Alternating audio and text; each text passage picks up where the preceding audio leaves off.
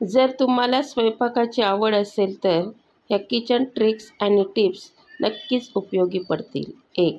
जर जेवणात कमी मीठ पडलं तर वरून घालता येतं, पण जर जेवणात मीठ जास्त झालं तर प्रश्नच निर्माण होतो.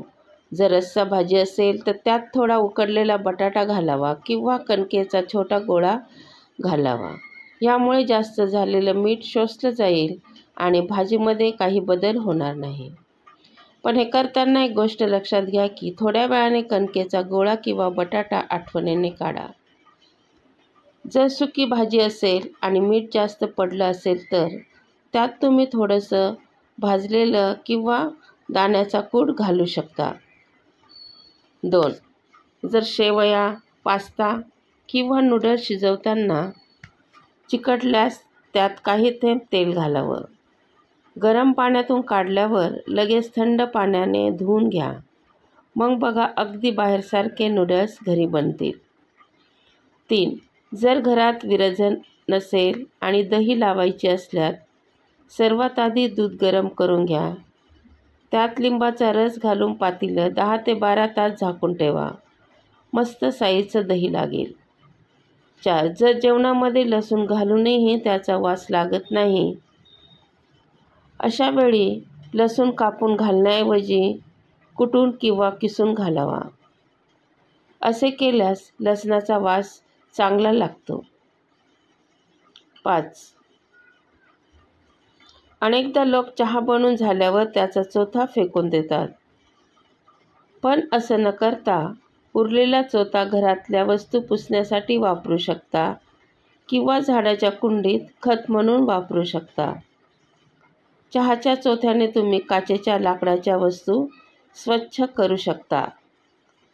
6. खूप महिलांची अशी तक्रार असते की भात मोकळा होत नाही. शिजल्यावर भात एकदम गच्च होतो. जर तुम्हाला मोकळा भात हवा असल्यास तो झाकणाशिवाय भांड्यात शिजवा. जर असं शक्य नसल्यास भात लावताना त्यात लिंबू पिळावा किंवा त्यात तूप घालावं. यामुळे भात मोकळा होतो आणि चिकट होत नाही. 7. लिंबू सरबत बनवताना पाण्यात फक्त लिंबाचा रस नाही तर लिंबाचं सालही किसून घालावं. यामुळे लिंबाच्या सरबताची चव अजून छान लागेल. तसंच लिंबाच्या सालीतही सत्व ही आपल्याला मिळेल. 8. तुम्ही पाहिले असेल की बरेच वेळा सुकामेवा बरेच दिवस राहिल्यास त्याची पावडर होते किंवा बुरशी लागते. असं होऊ नये याकरिता सुकामेवा नेहमी एअरटाईट डब्यात ठेवून फ्रीजमध्ये ठेवावा. 9. जेव्हा पाहुणे येण्याआधी आपण कोशिंबीर बनवून ठेवतो, पण ती बरेच वेळा आंबट होते.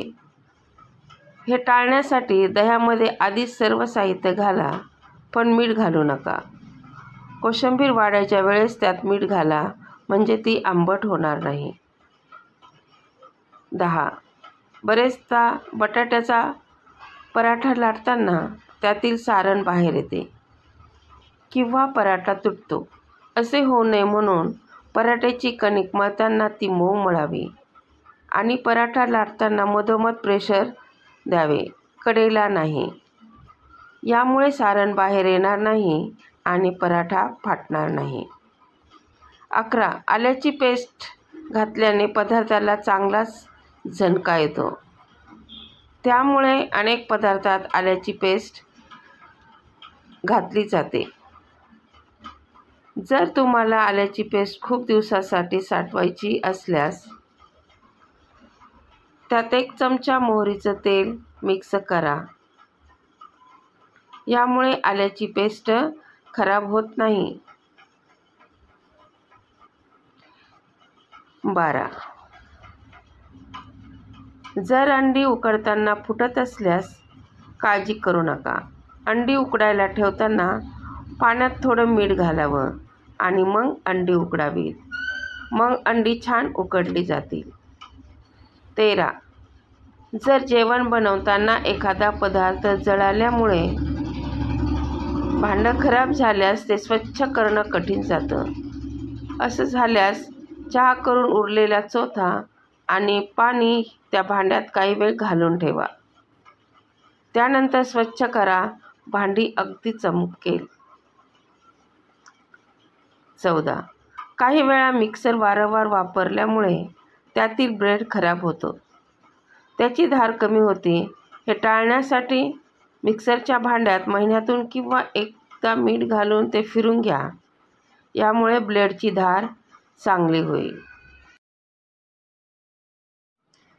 15. इडली मऊ आणि फुगण्यासाठी त्याच्या पिठात थोडे उकडलेले तांदूळ वाटून घ्या. तसेच इनो किंवा बेकिंग सोडा घाला. असे केल्याने इडल्या मऊ होतील आणि टम्म फुगतील. 16. जर तुम्ही कांदा योग्य रीतीने कापल्यास तुमच्या डोळ्यात कधीच पाणी येणार नाही. याकरता कांद्याचे वरचे साल आधी काढून घ्या आणि कांदा पाण्याखाली धरा आणि मग कांदा चिरल्यास सोपं होतं. तसेच तुमच्या डोळ्यात पाणीही येणार नाही. 17. कडधान्य म्हणजे छोले, राजमा, वाटाणे किंवा चणे हे रात्रभर भिजत ठेवावे लागतात. पण जर तुम्ही ते रात्री भिजत घालायला विसरलात तर चिंता करू नका. गरम पाण्यात जर चणे किंवा राजमा भिजवा. त्यानंतर 1 तासातच तुम्हाला आरामात त्याची भाजी करता येईल. 18. भेंडीची भाजी बनवताना त्याचा चिकटपणा जावा यासाठी ही भाजी शिजवताना लगेच मीठ घालू नये. जेव्हा भाजी शिजेल तेव्हा मीठ घाला किंवा भाजीत तुम्ही लिंबाचा रसही घालू शकता.